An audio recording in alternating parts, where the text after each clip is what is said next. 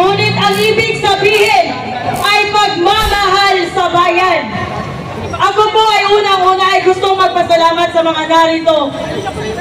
Ako po ay nasisiyahan na marami palang Pilipino ang diring-diring at sukang-suka sa korupsyon. Ako po ay narito all the way from Cebu. At alam ko po, hindi lang ako ang narito na may sariling na may same na layunin. Now, ito ang sasabihin ko. Napaka-importante as to why we are doing this. This is very significant. Because if you know what happened to Venezuela, because of their corrupt leaders, if you know what happened to Ukraine, because their leader associated with the US of A and put EDCA bases on their country and they became a sacrificial lamb. Gusto nyo ba maging isang Ukraine? Kaya, ngayong araw, no one is coming to save us. Not even His Excellency, President Rodrigo Roa Duterte. We have to understand, as much as Duterte set the bar really, really high, he is not our savior. He was the spark, and we are the reckoning. Kailangan tayo ng ating bansa. Walang pupunta dito na magsasalba. Tayo ang magsasalba sa bayan. Now, hindi pwedeng rally-rally lang to. Hindi pwedeng walang managot. Hindi pwedeng walang makulong. Ano to? Dahil ba sinuli nila yung 60 billion sa excess fund bill? Ganun na lang. Walang free bus dito.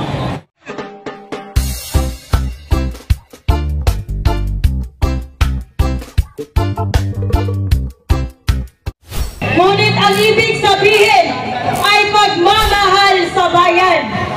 Ako po ay unang-una ay gustong magpasalamat sa mga narito.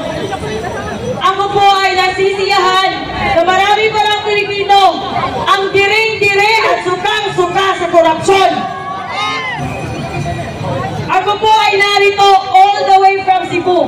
At alam ko po, hindi lang ako ang narito na may sariling na may same na layunin.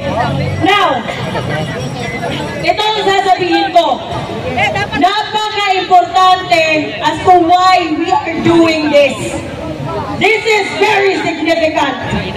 Because if you know what happened to Venezuela, because of their corrupt leaders, if you know what happened to Ukraine, because their leader associated with the US of A and put EDCA bases on their country and they became a sacrificial lamb. Gusto nyo ba maging isang Ukraine? Kaya, ngayong araw, no one is coming to save us. Not even His Excellency, President Rodrigo Roa Duterte. We have to understand, as much as Duterte set the bar really, really high, he is not our savior. He was the spark, and we are the reckoning. Kailangan tayo ng ating bansa. Walang pupunta dito na magsasalba. Tayo ang magsasalba sa bayan. Now, hindi pwedeng rally-rally lang to. Hindi pwedeng walang managot. Hindi pwedeng walang makulong. Ano to? Dahil ba sinuli nila yung 60 billion sa excess fund bill? Ganun na lang. Walang free bus dito. Kung magnanakaw ka, dapat kang makulong. Bakit? Patatawarin ko ba ang mga kriminal na nanggahasa sa akin nung ako'y 5 taon? Hindi. Ang kriminal ay kriminal at dapat managot by hook or by crook. Now, patatawarin Inuulit ko ba na lang ba ang mga taong nagtanggol, nagprotesta noong ako'y attempt naghahasain noong 2023? Hindi. Dahil by hook or by crook, dapat may hustisya. Mas malala ang kriminalidad ni Marcos ngayon dahil hindi lang isang tao ang ninakawan niya. Ninakawan niya ang buong Pilipinas! Hindi lang pera ang ninakaw ni Marcos at nanakawin pa niya. Ninakaw niya ang ating bukas. Ninakaw niya ang bukas ng bansa at ninakaw niya ang magiging bukas ng inyong mga anak. No free pass! Mr. Marcos, makinig ka! Palakpakan po natin ang presensya ni Colonel Paeldon! Kasama natin ngayon! Ito, I will set a fucking deadline, Mr. Marcos. Makinig ka at makinig kang mabuti. Dahil ngayong araw, ang sukdulan ng galit at pagtitiis sa mga Pilipino. Bumaba ka bago mag-alas 5 ng hapon. Marcos Rizal! Bumaba ka! Marcos Rizal!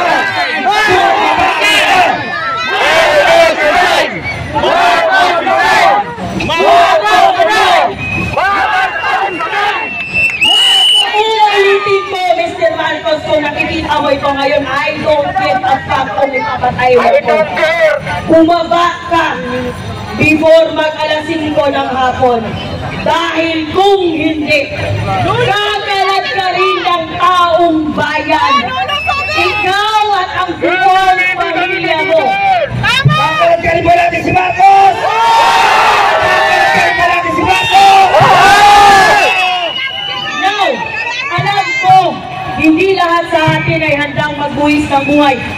Kung pwede lang piliin na walang magbuwis ng buhay, yun ang pipiliin natin.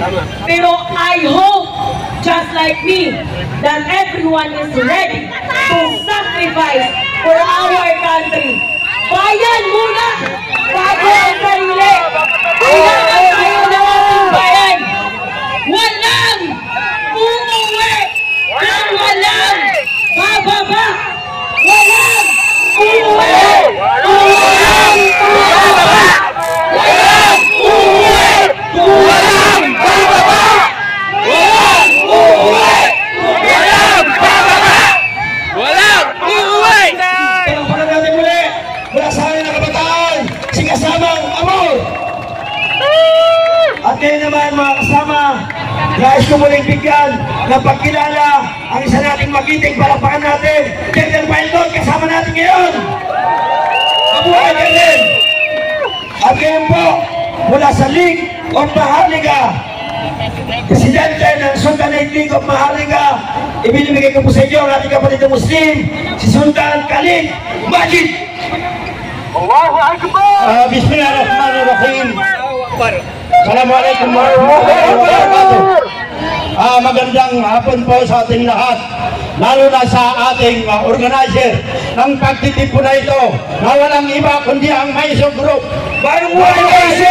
Ibabaw natin ang pamamahala ng ating Presidente Marcos kasi wala siyang ginawa kundi magtaksil sa ating sambayan ng Pilipinas. Sa ngalan po ng inyong kapatid, Sultan Khalid Ampaso Majid, ng Presidente ng Sultanate League of the Philippines, naririto po kami upang tumulong at mag-iisa sa ating gagawin na kabutihan ng sambayanang Pilipino. Sa pamumuno po ng ating Presidente Bongbong Marcos, iyan po ay mali ang kanilang ginagawa. Kawawa po, kawawa tayong lahat sa mga Muslim leader sa dito sa NCR, Visayas at sa Mindanao. Kami po ay nakikiisa sa pulong-pulong na ito para po tumulong sa magandang layunin ng ating grupo. Yun lang po at ay babalik ko sa inyo. Lahat po ng dumating dito, maraming salamat. Huwag kayong tumigil hanggat hindi bumaba ang ating presidente. Mali ang ginagawa. Bongbong resign! Bongbong resign! Bongo resign! Maraming salamat po. Assalamualaikum warahmatullahi wabarakatuh. Allahu Akbar! At ngayon naman po ay nais natin ibigay mula sa Sultanate o Pangampong Pilipinas na Solidarity Incorporated. Palakpakan po natin si Grand Imam Sultan Munir Lores Malagitan Al-Hajj. Palakpakan po natin. Allahu Akbar. Assalamualaikum warahmatullahi wabarakatuh.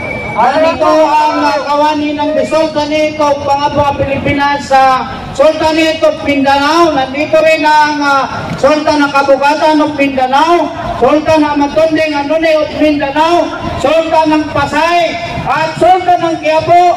Nandito sila upang makisali at sumama sa panawagan na Marcos resign! Marcos resign!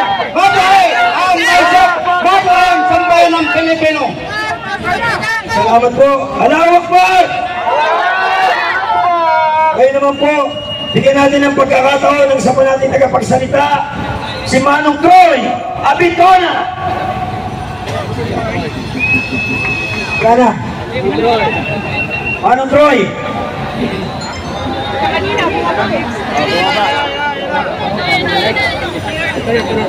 Palakpakan po natin si Manong Troy Abitona. Magandang hapon po sa ating lahat! Wala bang sagot? Good afternoon, everyone! Good afternoon! Salamat. Mga kapatid, mga kaibigan, binibigyan lang kami ng 3 minutong talumpati. Kaya pagpasensyahan niyo na ako, medyo maiksing back. Hindi mo ako magtatalumpati, kundi ako ay kakanta. Okay na ba? Pero sa aking pagkanta, dapat sabayan niyo ako! Sasabayan niyo ba ako? Sasabayan! Sasabayan niyo ba ako dyan? Paliwanag ang usapan natin! Sabay-sabay tayo sa ating kakantahin upang iparating sa Malacanang! Alam niyo ba yung kantang Gloria, Gloria, Lama!